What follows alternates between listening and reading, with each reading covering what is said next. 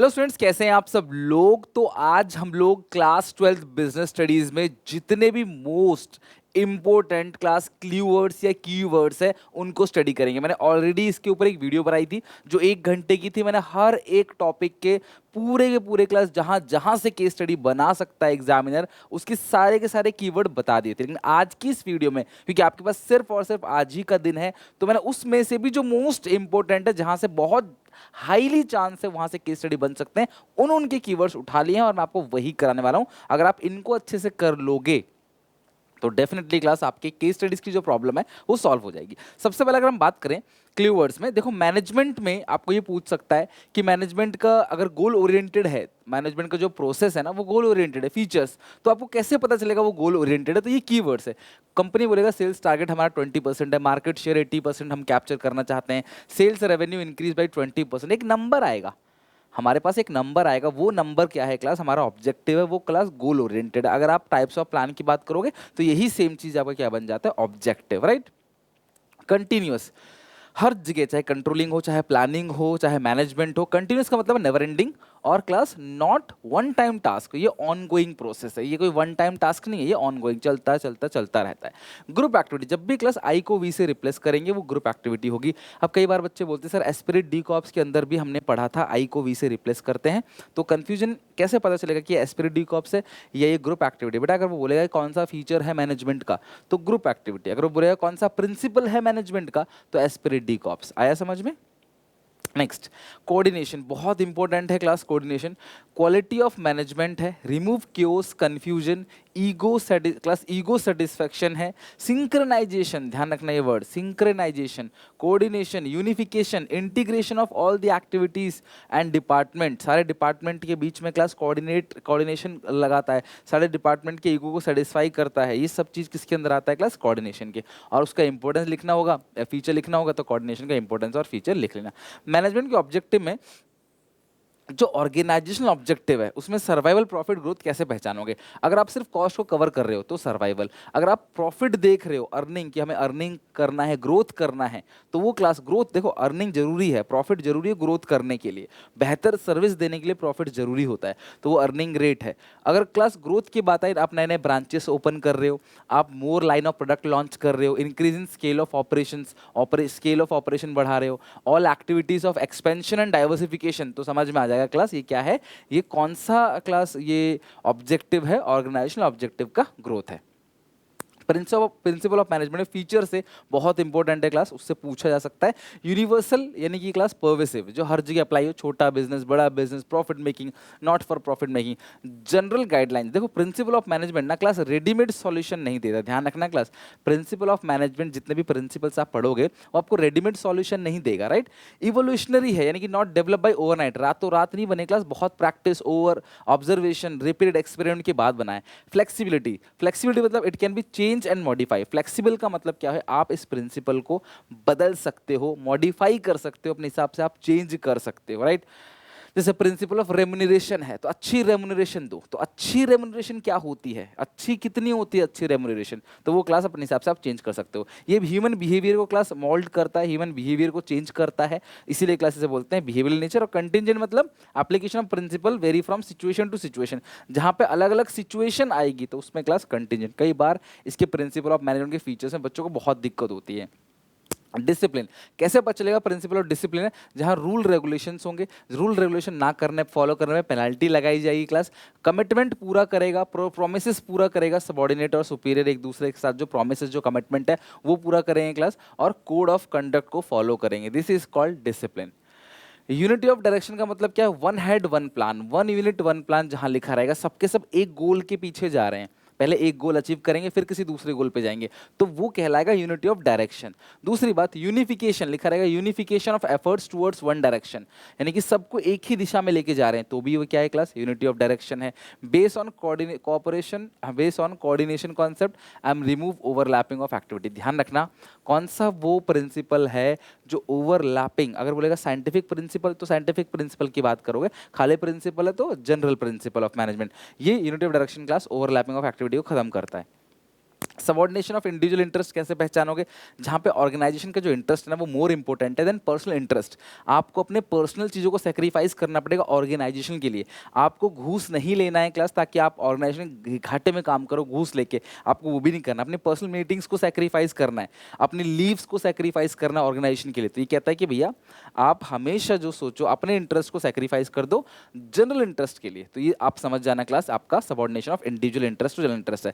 Employ show exemplary behaviour, exemplary behaviour मतलब किसी भी गलत काम से आपको बचना है।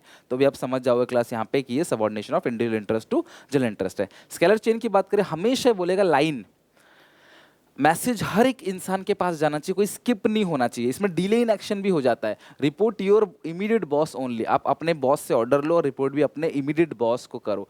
फॉलोइंग लाइन ऑफ अथॉरिटी, आप लाइन ऑफ अथॉरिटी को फॉलो करते हो, एक हिरारकी फॉलो करते हो class, communicating every information to everyone. तो समझ जाना स्केलर चेन है। यहाँ इन्फॉर्मेशन में डिले, यहाँ पे जो डिले आता है डिसीजन में, क्योंकि लाइन बाय लाइन सबको इन्फॉर्मेशन दे रहे हैं और वहीं से इन्फॉर्मेशन आएगा भी तो काम में देरी हो जाती है। इनिशिएटिव यानी class keep motivation spirit of employ high, encourage and welcome employ, give suggestion, employ के सजेशन को वेलकम करते हैं। Match with scientific principles, cooperation not individualism, scientific principle जो है टेलर का, उसके अंदर जो कोऑपरेशन नॉट इंडिविजुअलिज्म है वो सेम टू सेम यहाँ प्रिंसिपल ऑफ इनिशिएटिव है, वो दोनों सेम है, उसमें कोई डिफरेंस नहीं है। Develop a feeling of belongingness and motivate employ, employ को ऐसा फील कराओ कि यार एम्प्लॉय भी ऑर्गेनाइजेशन का हिस्सा है, तब वो मोटिवेट होगा। जब उसको लगेगा ना कि यार मैं भी ऑर्गेनाइजेशन का पार्ट हूँ, तो अपने आप ही क्लास में मोटिवेटेड रहेगा। एस्पिरिट डिकॉप्स, जब भी आई को वी से रिप्लेस करेंगे, यहाँ पे हमेशा क्लास टीम स्पिरिट की बात करेंगे। यहाँ पे हम बात करेंगे यूनिटी इज स्ट्रेंथ, एकता में बल है। यहाँ पे हम बात करेंगे class united we stand, divide we fall, the principle use in movie Chak De India, और यहाँ आई को वी से रिप्लेस करता है। ये क्लास प्रिंसिपल है esprit de corps. Science not rule of thumb, take ये जो है टेलर का, ये कहते हैं one best method to maximise efficiency, जो कि क्लास साइंस, ये कहता है हर एक एलिमेंट में साइंस यूज करो। जितने भी डिसीजंस आप ले रहे हो क्लास, ये अपने क्लास इंट्यूशंस विल एक्सपीरियंस के हिसाब से मत लो, हर चीज एक साइंटिफिक स्टडी से होगा। This is called science not rule of thumb. अगला अगर बात करें हार्मनी नॉट डिस्कॉर्ड, बिकॉज ये बहुत इंपॉर्टेंट है, मैंने डीपली लिखा है इसको। हार्मनी में कोऑपरेशन में बहुत कंफ्यूजन होता है। Management should share the gain, जहाँ पे गेन शेयर की बात आएगी वो हार्मनी नॉट डिस्कॉर्ड है, राइट। गेन शेयर करने की बात, अगर ये गेन शेयर करने की बात आ रही है तो ये रेम्युनरेशन टू पर्सन में भी था कि अच्छी तनख्वाह दो, principle of remuneration to person के अंदर, तो इससे मेल खाता ही है। Worker should work hard and willing to accept changes for the good in the company, interest of worker और मैनेजमेंट सेम, ऐसा लिखा हो। Prosperity of employer can not exist for a long time unless it is accompanied by prosperity of employ, दोनों same direction में चलेंगे तभी long term में goal achieve हो पाएगा, दोनों का भला एक साथ होगा। और क्लास कोई मेंटल, अगर क्लास दोनों में इशू है, कोई क्लास थिंकिंग में इशू है, तो उसको ठीक करेंगे मेंटल रेवोल्यूशन से। Unification, harmony, integration between worker and management, तो ये सब समझ जाना है किसकी बात कर रहा है, हार्मनी नॉट डिस्कॉर्ड की, एंड इसको एक्सप्लेन करना है। Cooperation not individual, same to same principle of initiative जैसा है। Extension of principle of harmony not discord, यहाँ पे वर्कर के सजेशन को वेलकम करते हैं, रिवॉर्ड देते हैं वर्कर को अच्छे सजेशन देने के लिए। सिमिलरली क्लास यहाँ पे एक जापान की तरह वर्कर्स को एक फैमिली की तरह ट्रीट किया जाता है। सिमिलरली वर्कर को अनरीजनेबल स्ट्राइक पे नहीं जाना चाहिए, और ये लोग क्लास वर्कर्स को फैमिली मेंबर की तरह ट्रीट करें, और साथ में यहाँ पे वर्कर को बिलोंगिंगनेस की फीलिंग आए। कोई टास्क देने से पहले वर्कर से कॉन्फिडेंस, वर्कर को कॉन्फिडेंस में लेके आओ। कोई भी काम दे रहे हो ना वर्कर को, पहले उसे कॉन्फिडेंस में लेके आओ, भाई तुम ये वाला काम कर लोगे, वो कहता है हाँ मैं कर लूंगा, तब जाके आप उसे काम दो। ये क्लास कोऑपरेशन नॉट इंडिविजुअलिज्म है। Open communication, no need even for, कोई ट्रेड यूनियन की जरूरत नहीं है, सीधा सीधा आप वर्कर को सपोर्ट करो। Equal division of work, responsibility between workers and management, यहाँ पे वर्कर और मैनेजमेंट आपस में इक्वली काम को बांट लेते हैं। Management should work side by side, है ना। अब ये नहीं कह सकता मैनेजमेंट कि आज भाई ज्यादा काम है, आज लंच मत करो, तो ये कौन से प्रिंसिपल का वायलेशन हुआ, कोऑपरेशन नॉट इंडिविजुअलिज्म। ये एग्जांपल भी ध्यान रखना। टाइम स्टडी जो है ना क्लास, जो वर्क स्टडी के अंदर टाइम स्टडी आता है, ये फाइंड आउट स्टैंडर्ड टाइम, ये क्लास हमेशा फाइंड आउट करता है कि किसी भी काम को करने का एक स्टैंडर्ड टाइम जो है वो कितना होना चाहिए, स्टैंडर्ड टारगेट कितना होना चाहिए वर्कर को। और ध्यान रखना टाइम स्टडी से ही हम लोग डिटरमाइन करते हैं कि हमें कितने एम्प्लॉयज़ की ज़रूरत है। अपने काम के हिसाब से हम देखते हैं कि इतने इतने क्लास वर्कर है, काम इतना है, समय इतना है, इस हिसाब से हमें और कितने एम्प्लॉय की ज़रूरत है, ये टाइम स्टडी से हमको पता चलता है। मोशन स्टडी हमेशा प्रोडक्ट प्रोडक्टिव और नॉन प्रोडक्टिव मूवमेंट की बात करता है। मोशन स्टडी मूवमेंट की बात करता है। अनप्रोडक्टिव मूवमेंट को एलिमिनेट करो, प्रोडक्टिव मूवमेंट को चलते रहने दो, इसके लिए रूल रेगुलेशन बनाता है। Eliminate unproductive movement, design the equipment tools furniture with minimise.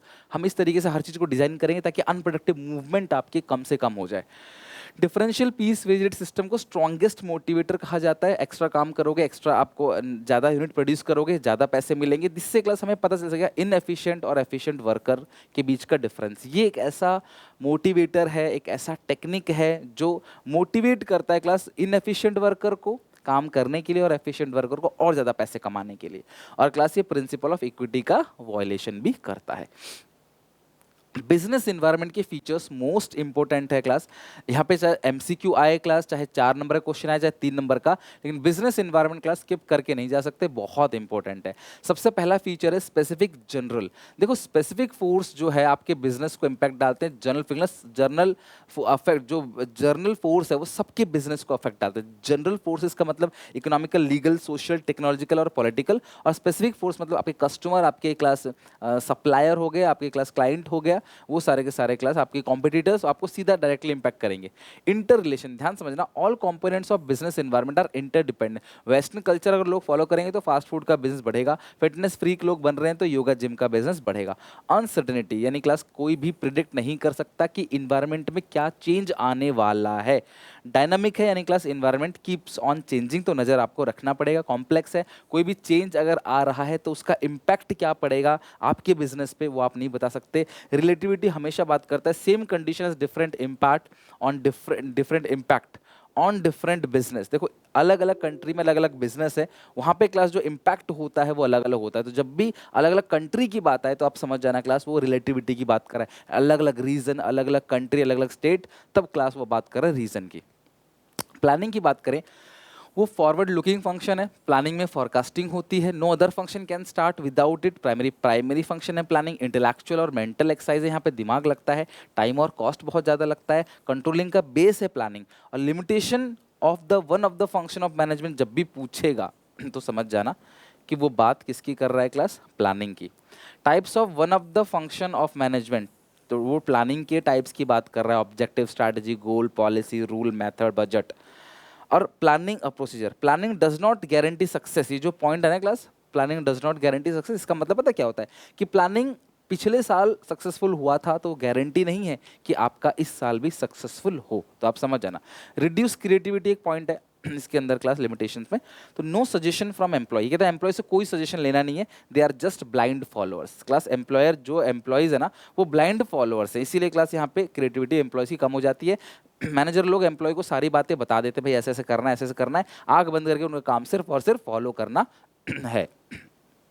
Organising की बात करूं तो ऑर्गेनाइजिंग हमेशा ध्यान रखना एक फ्रेमवर्क है which managerial and operative task are perform. Number of, ये जो क्लास ऑर्गेनाइजेशन स्ट्रक्चर क्या होता है क्लास, एक फ्रेमवर्क। और ऑर्गेनाइजिंग क्या है, making department and establishing reporting relationship, समझ जाना ऑर्गेनाइजिंग है। और ऑर्गेनाइजेशन स्ट्रक्चर कौन सा है क्लास, एक फ्रेमवर्क। कौन सा फ्रेमवर्क है जो अथॉरिटी रिस्पॉन्सिबिलिटी की बात करता है, उसको बोलते हैं organization structure. Span of management, कितने वर्कर को आप हैंडल कर सकते हो, एक मैनेजर कितने वर्कर को अपने अंडर में हैंडल कर सकता है। नैरो स्पैन है टॉल स्ट्रक्चर, वाइड स्पैन होता है फ्लैट स्ट्रक्चर। डेलीगेशन की बात करें, डेलीगेशन डिसेंट्रलाइजेशन, आपको पहचानने को आएगा कौन सा कॉन्सेप्ट है, डेलीगेशन है या डिसेंट्रलाइजेशन है क्लास, और आपको उसका इंपॉर्टेंस लिखना पड़ेगा। तो sharing of authority and responsibility between superior subordinate, immediate subordinate include 2 level only. Main purpose होता है क्लास डेलीगेशन का वर्कलोड को कम करना, और ये रूटीन एक्टिविटी बार बार चलता रहता है, इसको बोलते हैं डेलीगेशन। यहाँ पे फ्रीडम जो होता है ना डेलीगेशन में वो कम होता है, बिकॉज आपके ऊपर वाले बॉस ने आपको काम दिया है तो वो बार बार आपको पूछता रहेगा, फ्रीडम कम होता है। लेकिन डिसेंट्रलाइजेशन में फ्रीडम ज़्यादा है, अथॉरिटी टॉप लेवल से आता है, सारे लेवल इन्वॉल्व हो जाते हैं, यहाँ सिर्फ 2 लेवल होते हैं। Autonomy, believe in subordinate, systematic dispersal of authority of all level.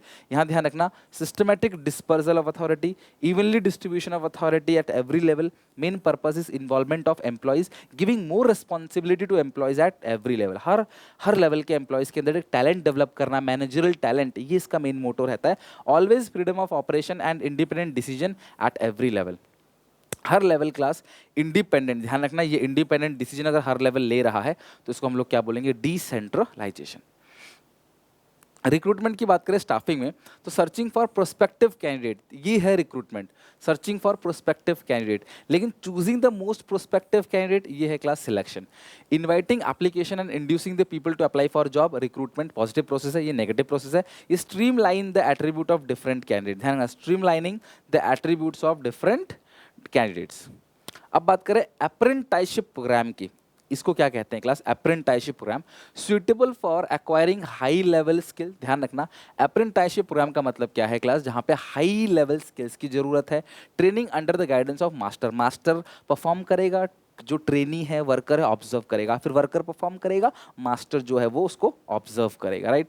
A uniform period of training, suitable for plumber electricians, ठीक है, प्लम्बर इलेक्ट्रिशियंस और आयरन वर्कर्स, इनके लिए क्लास क्या है, सुइटेबल है। और vertical movement of employ along with organization structure, इसको बोलते हैं प्रमोशन। प्रमोशन में वर्टिकल मूवमेंट होता है, ऊपर जाता है, ट्रांसफर में हॉरिजॉन्टल मूवमेंट। आज यहाँ भी सेम काम कर रहे थे लेवल पे, यहाँ भी सेम लेवल, सिर्फ जगह चेंज हुई है। और एक बात और ध्यान रखना, इंडक्शन ट्रेनिंग की बात करें तो नए अपॉइंटमेंट्स जो नए वर्कर्स होते हैं उनके लिए होता है ये, रूल रेगुलेशन से फैमिलियराइज करने के लिए, है ना, रूल रेगुलेशन से। ये ट्रेनिंग के टाइप्स हैं, मेथड सोर्सेस हैं, है ना, तो आप ये ध्यान रखना। रिमूव हेजिटेशन, नए एम्प्लॉयज़ का हेजिटेशन रिमूव करने के लिए, कॉन्फिडेंस ऐड करने के लिए, फैमिलराइज करना रूल्स रेगुलेशन के साथ, और नई कंपनी में वो टिक के काम करे तो उसको क्लास आपको ट्रेनिंग देनी पड़ती है, उस ट्रेनिंग को ओरिएंटेशन या इंडक्शन ट्रेनिंग कहते हैं। वेस्टिब्यूल स्कूल, डमी मॉडल तैयार किया जाता है क्लास, डुप्लीकेट मॉडल तैयार किया जाता है, ये ऑफ द जॉब ट्रेनिंग का एक मेथड है, सोर्स है। और suitable for delicate expensive and high tech machinery, sophisticated machinery, उसके लिए सुटेबल है, इसे बोलते हैं वेस्टिब्यूल स्कूल। डायरेक्टिंग की बात करें, एग्जीक्यूटिव फंक्शन है, ह्यूमन एलिमेंट है, इसके अंदर मॉनेटरी इंसेंटिव है लोअर लेवल के लिए, अपर लेवल के लोगों को क्लास नॉन मॉनेटरी इंसेंटिव देते हैं, लोअर लेवल के लोगों को मॉनेटरी इंसेंटिव देते हैं। इन्फ्लुएंसिंग एम्प्लॉय, लोअर लेवल के जो लोग हैं वो फिजियोलॉजिकल नीड और सेफ्टी सिक्योरिटी नीड से सेटिस्फाई होते हैं, अपर लेवल के बंदे क्लास टीम नीड से सेटिस्फाई होते हैं। ग्रेप वाइन, इनफॉर्मल कम्युनिकेशन का जो नेटवर्क होता है उसको बोलते हैं ग्रेप वाइन। लीडरशिप हमेशा इन्फ्लुएंस करता है क्लास एम्प्लॉय के बिहेवियर को। अब इंसेंटिव से तुम पहचानो कैसे, रिकॉग्निशन, तुम कैसे पहचानोगे ये रिकॉग्निशन है, रिकॉग्निशन नॉन मॉनेटरी इंसेंटिव है, उसके अंदर congratulating employ, display on notice board of newsletter, giving award, trophy, certificate, medal, ठीक है, शील्ड, और इसके अलावा reward for good good suggestion, giving mentor और ट्रॉफीज, मोमेंटोस, ठीक है, इसके अलावा गिविंग बहुत सारी चीज़ें क्लास और हम देते हैं, टी शर्ट वगैरह दे दिया मान लो, तो ये सब क्या है, एम्प्लॉय ऑफ द मंथ बना दिया, रिकॉग्निशन है। जब हम क्लास शेयर्स को सस्ते दाम पे देते हैं, जहाँ पे वो फीलिंग ऑफ ओनरशिप, जहाँ पे वो feeling of ownership share holders को एम्प्लॉय को लगता है कि यार हम भी मालिक हैं, तो कब आएगा फीलिंग ऑफ ओनरशिप, जब हम उनको को पार्टनरशिप या स्टॉक ऑप्शन देंगे। स्टेटस की बात करें, स्पेशल रैंक और पोजीशन टू द ऑर्गेनाइजेशन, ये भी नॉन मॉनेटरी इंसेंटिव है, ये को पार्टनरशिप स्टॉक ऑप्शन जो है वो मॉनेटरी इंसेंटिव है। लीडरशिप के स्टाइल से अक्सर क्वेश्चन आ जाता है, तो influencing the behaviour of other, दूसरों के बिहेवियर को इन्फ्लुएंस करना ही क्या है क्लास, लीडरशिप है, ठीक है, बिहेवियर को इन्फ्लुएंस करना। Maintaining good quality of interpersonal relationship, influencing employ of voluntary perform, worker को ऐसा इंड्यूस कर दो ना, इन्फ्लुएंस कर दो, अपने आप काम अच्छे से करेंगे कॉपरेशन से।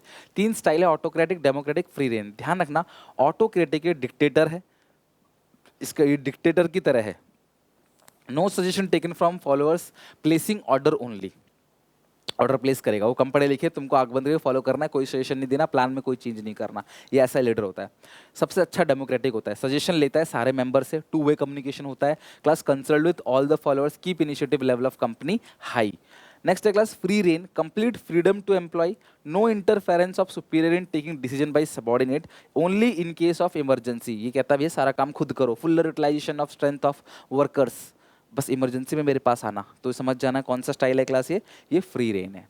कंट्रोलिंग की बात करें, ensure work as per plan, complete event to confirm the plan, actual output not as per the target output, समझ जाना लैक ऑफ कंट्रोलिंग है। Comparison between actual performance with plan performance, समझ जाना class controlling है, जब भी आप performance को मेजर करोगे समझ जाना ये कंट्रोलिंग फंक्शन है। कुछ ना कुछ मिस्टेक होगी, कुछ ना कुछ लॉस फाउंड होगा, और उस लॉस को ठीक करने के लिए आप स्टेप उठाओगे, उसको ठीक करोगे, समझ जाना कि कंट्रोलिंग की बात कर रहा है, पूरा प्रोसेस जो है वो कंट्रोलिंग का ही है। पार्ट बी में आते हैं केस स्टडीज पे। क्रिटिकल पॉइंट कंट्रोल, देखो इसके अंदर पार्ट ए में ही है, जब भी क्लास आप ध्यान रखना की एरिया जो होल ऑर्गेनाइजेशन पे इम्पैक्ट डाले, ठीक है, आप उसको पहले ठीक करोगे, वो आपकी कंट्रोल में है, उसको बोलते हैं सीपीसी, क्रिटिकल पॉइंट कंट्रोल, यानी कि more attention to the activity and department which are more important and critical, whereas non critical area can be ignore. आप टाइम एनर्जी वेस्ट नहीं करना उस पर। Key reason area affect whole organization etcetera. Management by exception MBE, ये क्या कहता है, एक रेंज बना दो, इस रेंज से जो ज़्यादा डेविएशन है, इस रेंज से जो ज़्यादा डेविएशन होगा वो एक सीरियस मैटर है, उस पर आपने इन्फॉर्म करना है टॉप लेवल मैनेजर, इस रेंज तक डेविएशन अलाउड है। If you want to control everything class end up with control nothing, तो ये आएगा क्लास आपका मैनेजमेंट बाय एक्सेप्शन में। प्लानिंग बच्चों पर्सपेक्टिव है, मेंटल एक्सरसाइज है। कंट्रोलिंग क्लास रियल परफॉर्मेंस को मेजर करता है, वो इवैल्यूएटिव है। बात करें फाइनेंशियल मैनेजमेंट की, तो फाइनेंशियल प्लानिंग, जब आपने एक्स्ट्रा पैसे रेज कर लिए, जितना पैसा चाहिए था आपने उससे ज़्यादा रेज कर लिया, ये जब खर्च करने की बारी आई तो पैसा खत्म हो गया, ये समस्या कौन सी है class, financial planning. Ensure availability of fund, आप इस बात का ध्यान रखो जब पैसों की जरूरत हो तब आपके पास पैसा हो। Make sure right amount of capital is available at right time, सही समय पे क्लास सही सही कैपिटल आपके पास अवेलेबल हो।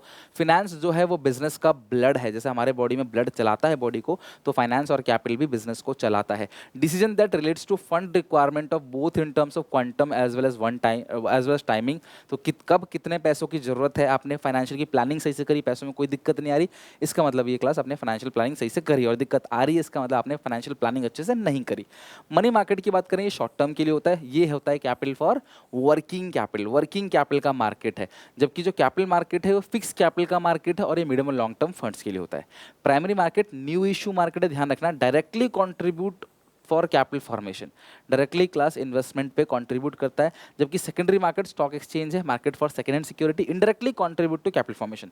Stock exchange class economic mirror भी होता है, स्टॉक एक्सचेंज क्लास ध्यान रखना किसी भी इकोनॉमी को रिप्रेजेंट करता है, और स्टॉक एक्सचेंज में एक इन्वेस्टर दूसरे इन्वेस्टर को शेयर बेचता है, यहाँ पे कंपनी से शेयर खरीदा जाता है प्राइमरी मार्केट में।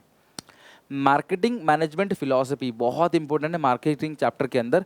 प्रोडक्शन कॉन्सेप्ट बेसिकली क्या कहता है, ज़्यादा से ज़्यादा सामान बनाओ, कम से कम कॉस्ट में इजीली अवेलेबल होना चाहिए। Product concept high quality extra feature होना चाहिए क्लास, और प्रोडक्ट में काफ़ी इंप्रूवमेंट होना चाहिए।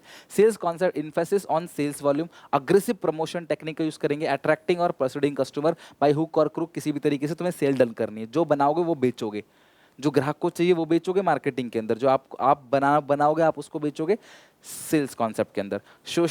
ये कहता है class identify the need and fulfil customer satisfaction, इसका मेन मोटिव है, मेन मोटिव कस्टमर सेटिस्फैक्शन है। Identify the need and fulfil it, वो आएगा मार्केटिंग कॉन्सेप्ट। सो सोशल या सोसाइटल कॉन्सेप्ट क्या कहता है, customer satisfaction with welfare of society. Ethical ecological aspect of marketing, ध्यान रखना ethical ecological aspect of marketing, तो आप समझ जाना ये सोसाइटल यानी समाज के बारे में बात कर रहे हैं, तो सोसाइटल कॉन्सेप्ट है। एलिमेंट ऑफ प्रमोशन, प्रमोशन की क्लास एलिमेंट है एडवर्टाइजमेंट, ध्यान रखना इम्पर्सनल फॉर्म ऑफ कम्युनिकेशन है और ये पेड फॉर्म है। सेल्स प्रमोशन की बात करें, इस मैसेज को चेंज नहीं कर सकते इसमें। Sales promotion short term incentive है और शॉर्ट टर्म में सेल्स को बढ़ाना है, इमीडिएट इफेक्ट आता है इसका, उसको बोलते हैं सेल्स प्रमोशन।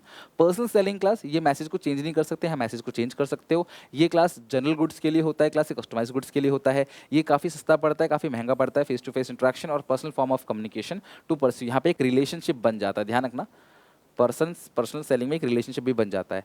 पब्लिक रिलेशनशिप की बात करें, improving image of company, company का नाम खराब हो गया तो उसके नाम को बेहतर बनाने के लिए आप कोई भी काम कर रहे हो, डोनेशन चैरिटी वगैरह दे रहे हो, helps to bring back the reputation and goodwill of the company, तो वो क्या है, पब्लिक रिलेशन है। राइट टू सेफ्टी, जब भी बात होगी ना क्लास आपके सेफ्टी की, तो वो राइट टू सेफ्टी, जहाँ पे आपको फिजिकल इकोनॉमिकल सिक्योरिटी नहीं मिल रही तो वो राइट टू सेफ्टी है। Right to information, the product के बारे में आपको पूरी इन्फॉर्मेशन लेनी है, लेबलिंग वगैरह प्रॉपर तरीके से लगा हो, अगर लेबलिंग नहीं लगा तो यानी कि इन्फॉर्मेशन आपको नहीं मिल रही है। राइट टू चॉइस, आप अपने हिसाब से चूज कर सकते हो, consumer must allowed to select the product independently without his with his choice. Violated when salesman, जब क्लास कोई फोर्स करा जबरदस्ती भाई यही इस ब्रांड का ले लो, तो आप कौन से राइट को वायलेट कर रहे हो, right to choice. Right to heard का मतलब क्या, आप ही कंप्लेन सुनी जाए, हर company class toll free number देती है, ईमेल देती है क्लास, कंज्यूमर कंप्लेंट सेल देती है, एक पर्टिकुलर क्लास ब्रांच होता है, ऑर्गेनाइजेशन होता है जो उसको संभाल रही होती है। इसका मतलब राइट टू बी हियर्ड, यानी कि आपको सुना जाएगा। कोई प्रोडक्ट में कमी आई, कोई दिक्कत आई प्रोडक्ट में, तो आप एक जगह कंप्लेन कर सकते हो, अपनी बात रख सकते हो कहीं पे, उसको बोलते हैं क्लास राइट टू हियर्ड। ध्यान रखना राइट टू हर्ड का मतलब क्या होता है, कंपनी क्लास और एक ऐसा अरेंजमेंट करती है जहाँ पे आप कंप्लेन फाइल कर सकते हो। Consumer has the right to file a complaint, it is violated when the marketer make no arrangement of filing complaint। Complaint file करने का कोई अरेंजमेंट ही नहीं है, सामान ले लिया बस जाओ घर, कंप्लेन कहाँ देना है कुछ नहीं पता, तो इसका मतलब आप कौन से प्रिंसिपल को वायलेट कर रहे हो, right to heard.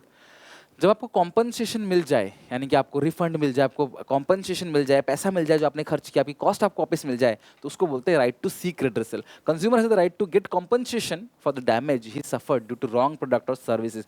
It includes it class इसके अंदर क्या क्या आता है क्लास, कोई भी चीज़ें इसके अंदर जहाँ से क्लास रिफंड आ रहा है आपके पास, या फिर आपके पास रिप्लेसमेंट ऑफ प्रोडक्ट आ रहा है, आपकी कॉस्ट है मार्केट से वो सामान को विड्रॉ करके ले जा रहे हैं, फेक एडवर्टीजमेंट नहीं करेंगे, ऐसी प्रैक्टिस दोबारा नहीं करेंगे, ये सब आपको कॉम्पनसेशन मिलेगा।